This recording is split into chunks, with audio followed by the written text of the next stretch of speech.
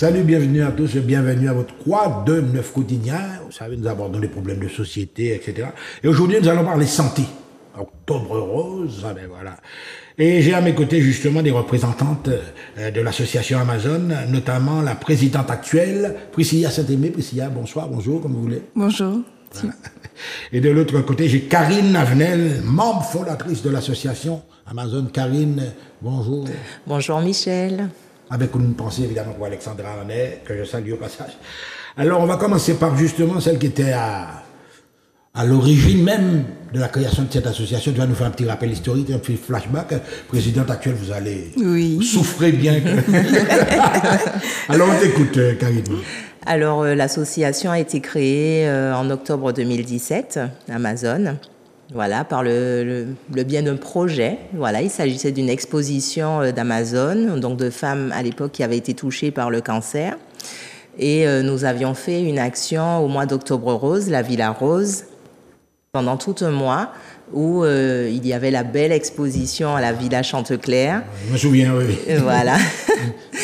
Et ça a marqué les esprits, hein, puisque effectivement c'était la première fois qu'on voyait un monument tout rose, voilà, pendant le mois d'Octobre Rose.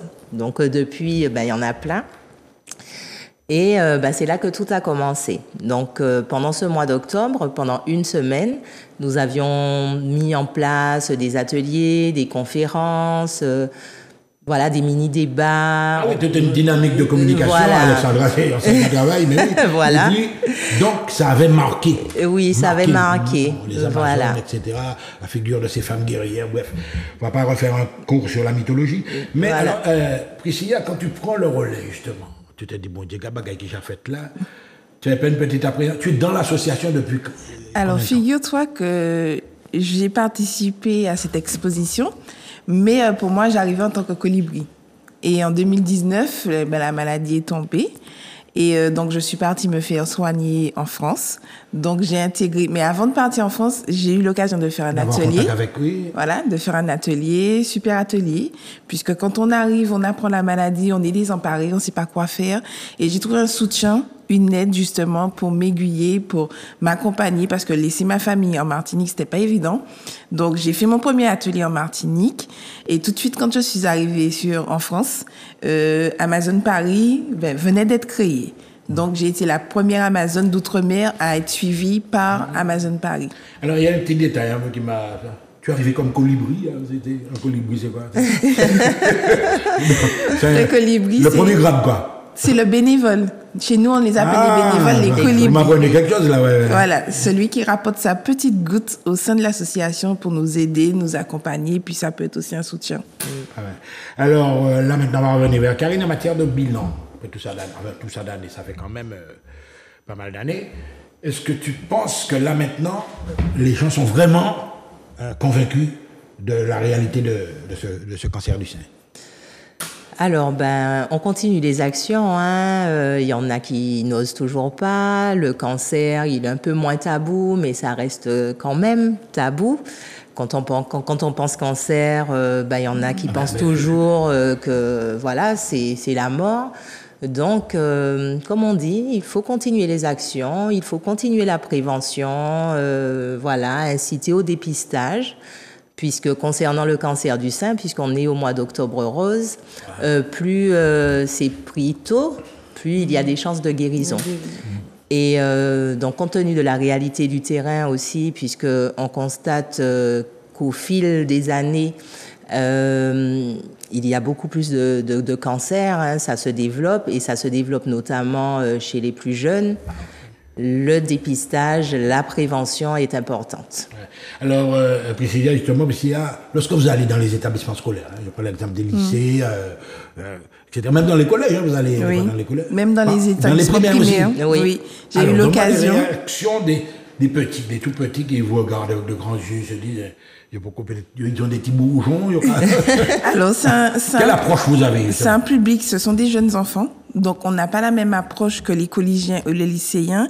Donc, j'ai eu l'occasion de le faire en 2020 sur la commune du Prêcheur. Ouais. Donc, c'était une école, petite école communale. Et donc, les enfants sont assez proches des professeurs, des enseignants. Et on leur avait montré passer un film. Et si tu veux, la prévention est différente. Donc, il y avait un film où on montrait la maman qui commençait à perdre ses cheveux, qui attachait. Ce film est disponible sur YouTube. Et même s'il était en anglais, les enfants étaient très captivés. Et de par leurs parents, leur famille, voilà. Et de par leurs parents, leur famille, il y en a qui avaient déjà vécu et qui se sont rappelés et qui savent, les enfants, ils sont innocents, mais ils comprennent. Et on a eu beaucoup d'échanges, on a eu beaucoup de questions, contrairement aux collégiens, aux lycéens qui vont être attentifs à ce qu'on leur dit. Eux, les petits comme ça, ils sont très intéressés. Ils posaient beaucoup de questions. Voilà. Ils posaient beaucoup de questions. Voilà. Et on allait vers la discussion, à leur demander est-ce qu'ils avaient déjà entendu parler du cancer et tout. Mais vraiment avec des mots adaptés à leur âge. Et c'était vraiment un des moments agréables que j'ai passé comment ça s'appelle? En prévention. En classe primaire, quoi. Oui, voilà. Prévention. Alors, Karine, on va revenir justement. Le côté traumatisant de la chose. Peut-être les enfants ne perçoivent pas ça. Mais je pense que c'est surtout au moment de la deuxième phase d'adolescence que ça commence à devenir... alors là, comment ces jeunes filles, là, c'est plus des enfants, là, comment elles appréhendent ça? Parce que ça arrive très tôt, des fois. Oui, ça arrive tôt. Comment elles appréhendent les choses? Elles sont curieuses. Maintenant, les enfants, ils sont de plus en plus connectés, j'ai envie de dire, donc ils ont accès à beaucoup d'informations. Voilà, elles ont accès à beaucoup d'informations. Et alors pas que les jeunes filles, il y a même aussi les garçons. Les garçons qui s'y intéressent de plus en plus, soit parce qu'ils ont un membre de leur famille qui ont été touchés, puisque bon, aujourd'hui dans toutes les familles il y a quelqu'un de proche ou quelqu'un de plus éloigné touché par la maladie. Donc, effectivement, au côté prévention, les jeunes filles, en fait, vont voir des fois les infirmières. J'ai eu un cas hier, vont voir les infirmières de leur établissement pour les inciter, les infirmières scolaires pour les inciter à faire des actions de prévention au sein des établissements scolaires aujourd'hui. Mais votre rôle, justement, je reviens avec Priscilla, justement, la jeune fille, parce que vous demandez une palpation des seins, qui a dit, est-ce que moi c'est ça, Mani, là? Tu vois, est-ce que déjà là, ça ne fait pas partie du traumatisme? Parce qu'elle y en doute, elle veut aller, parce qu'elle-même, elle s'est palpée, mais il faut qu'elle aille vers une professionnelle pour voir. C'est là que la démarche devient délicate, là. Oui. Et c'est là que vous entrez en jeu, là. Alors, pas vraiment, puisque c'est l'infirmière scolaire. Si c'est une jeune fille, c'est d'abord l'infirmière scolaire où le parent, l'enfant ou la jeune fille va se diriger vers l'infirmière scolaire ou son parent. Et c'est plus après l'annonce que nous, Amazon Martinique, que nous rentrons en jeu. Après l'annonce de la maladie, il y a l'infirmière d'annonce qui est au CHUM. Elles ont nos contacts, tous les médecins ont nos contacts, on les contacts de l'association et la plupart du temps prennent contact avec l'association Amazon et leur disent nous avons une jeune fille ou une femme à accompagner qui souhaite avoir un accompagnement spécifique. Est-ce que vous pouvez entrer en contact avec elle? Et c'est là qu'intervient Karine par rapport aux entretiens personnalisés. Alors Karine, justement, l'entretien personnalisé, est-ce qu'il n'y a pas d'une certaine pudeur, mais est-ce que tu ne sens pas une réticence au niveau de l'information que la personne fournit, des fois? Il parlait d'où, il parle d'où? Alors, je vais quand même rectifier nos missions d'accompagnement. Oui. Voilà, donc c'est vrai qu'il y a le côté médical donc qui appartient aux professionnels de santé et que nous au niveau de l'association donc on intervient aux côtés en co-construction avec les professionnels de santé. Donc tout ce qui est médical, c'est réservé aux médecins, aux infirmières qui font très bien leur travail. Et nous sommes ravis aujourd'hui de voir comment elles sont en relation aussi avec nous et elles orientent les femmes pour qu'elles bénéficient de soins de support, de soins de confort, pour les accompagner vers un mieux-être psychique, physique, mental. Voilà. Donc, là où on a un rôle à jouer aujourd'hui et là où on joue notre rôle depuis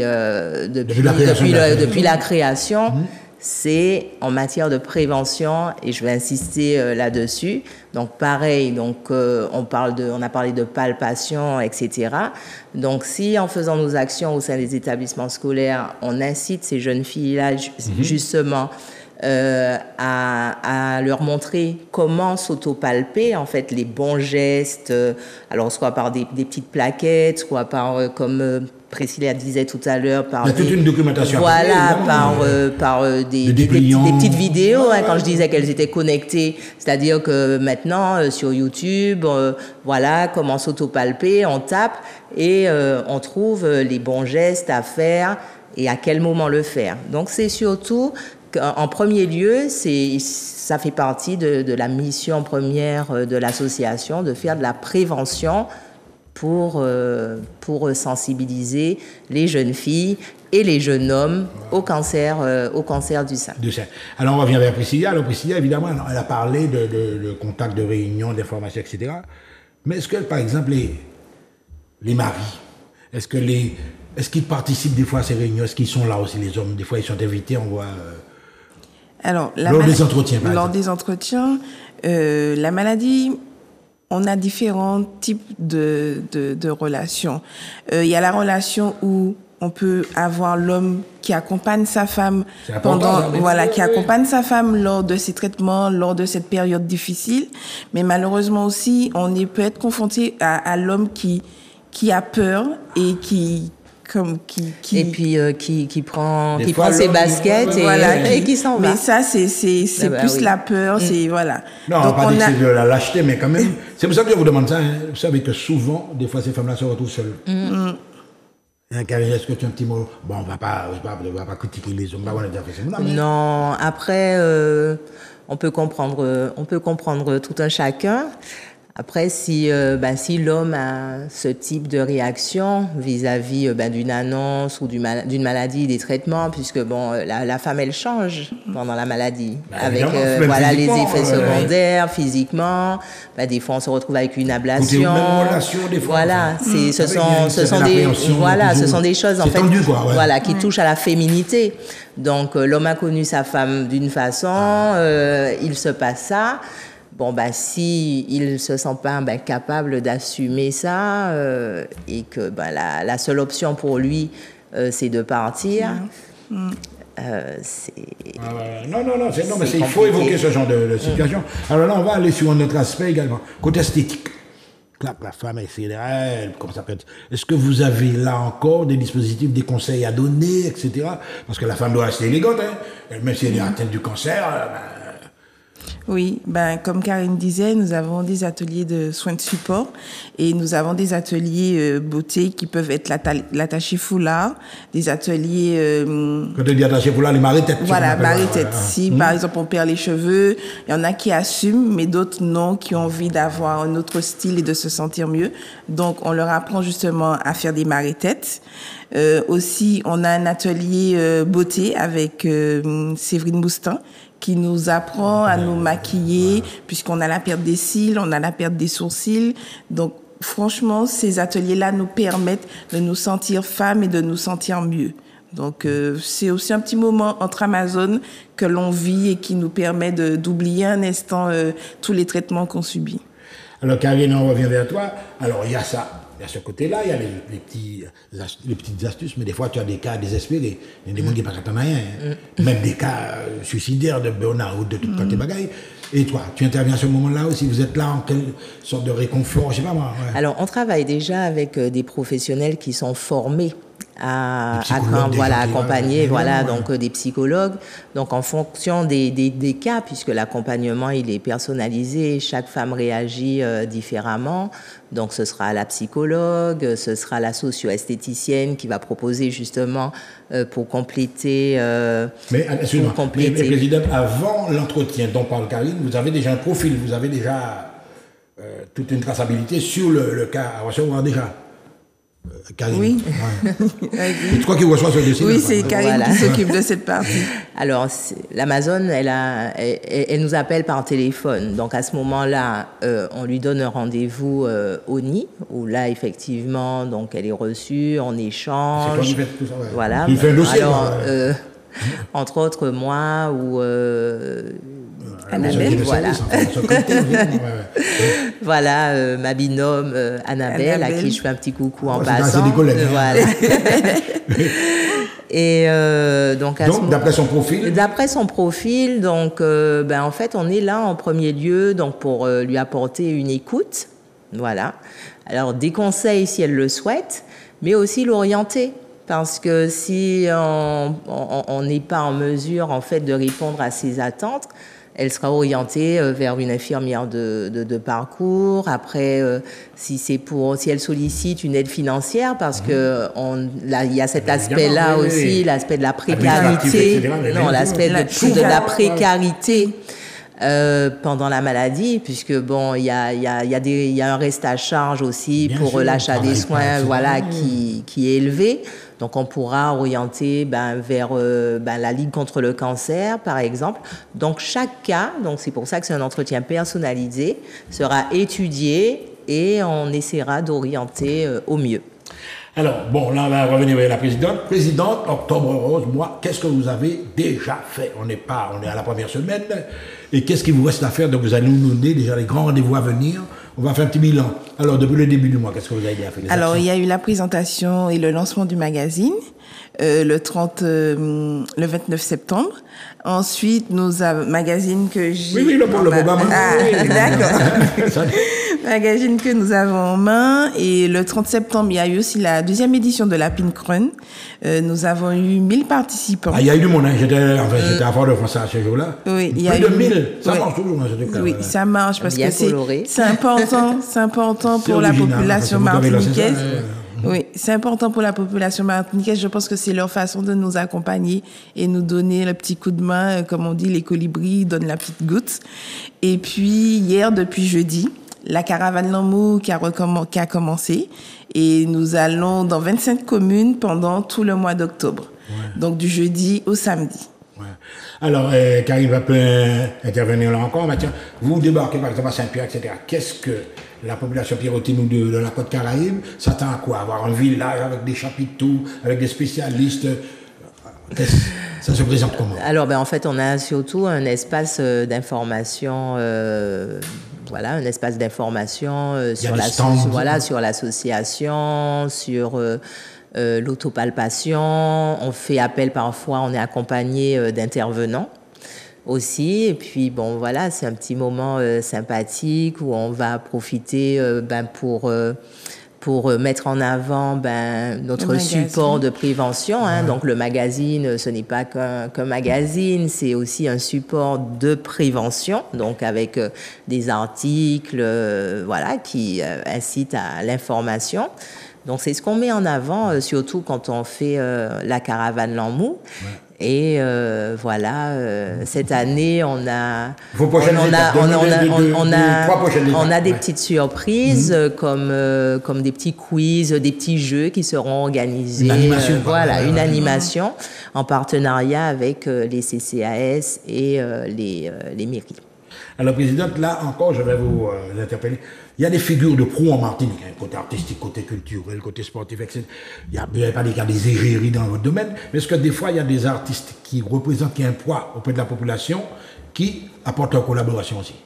Ben oui, lors de la présentation du magazine, on l'a bien vu, nous avons Jocelyne Bérois qui nous aide. L'année dernière, elle a participé au magazine, il y avait un article sur Jocelyne Bérois et on a beaucoup d'artistes justement qui nous accompagnent, qui est une cause qui touche tout le monde.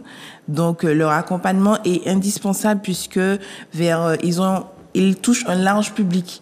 Donc systématiquement, leurs paroles vont toucher, ils vont parler. Mais votre champ d'investigation, c'est large. Et c'est large, tout à fait. Dans les foyers, partout, quoi. Ouais. Oui. Ouais. Alors justement, on a parlé je reviens sur les communes toujours. Par exemple, lorsque vous je ne vais pas dire débarquer dans une commune, lorsque vous arrivez dans une commune, est-ce que, par exemple, les scolaires de ça sont avertis que vous serez là? Est-ce qu'il y a une espèce de communication qui se fait au niveau des associations, des maisons de jeunes, etc., des gens qui sont censés prendre des relais d'information? Alors, il y a la communication, puisque bien en amont aussi, hein, comme j'ai dit, on est en partenariat avec les mairies, les CCAS.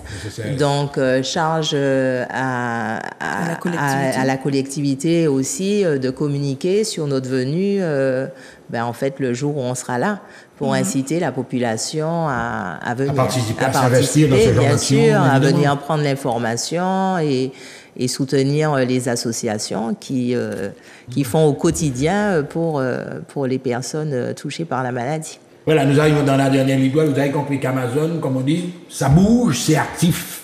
Alors là, évidemment, la présidente, maintenant, vous allez lancer votre message, vous aurez 30 secondes. Ou bien Karine avant, on laisse l'honneur à la présidente de clôturer. Alors Karine va lancer un message d'invitation. D'invitation. Alors moi, ce que je vais dire, c'est le prochain rendez-vous, c'est où Alors, c'est une invitation. Une invitation pour parler à la population. En ce beau mois d'octobre rose, suivez-nous sur tous les réseaux. On sera dans toutes les communes pratiquement de la Martinique. Et puis, voilà, venez nous soutenir. Amazon, c'est l'amour toute coulée. Voilà. Et la présidente maintenant, Priscilla, ton message. Alors, c'est vrai qu'il y a une action laquelle on n'a pas parlé, mais on a une exposition qui a commencé mercredi et qui est jusqu'au 23 octobre au Rond-Point. Donc, c'est Rond-Point des Arts. Nous avons une exposition d'Amazon Paris. C'est une exposition itinérante qui était au ministère de l'Outre-mer l'année dernière et cette année qui sera en Martinique. Voilà. Donc, c'est Amazon héroïne du quotidien. Donc, venez justement voir cette exposition. Ça vaut le déplacement. Ça vaut le déplacement. Et puis, je terminerai avec le magazine. C'est un vrai outil de prévention, mais cela nous permet justement d'encore de faire d'autres actions pour l'association. Donc, un magazine acheté, c'est une femme aidée. C'est vraiment notre slogan. Et franchement, Amazon, c'est l'amour toute coulée. Bon. Mesdames et messieurs, vous avez compris qu'elles sont décidées. Ce sont les Amazones, OK? On va les suivre pendant tout ce mois d'octobre rose. À très bientôt sur TV.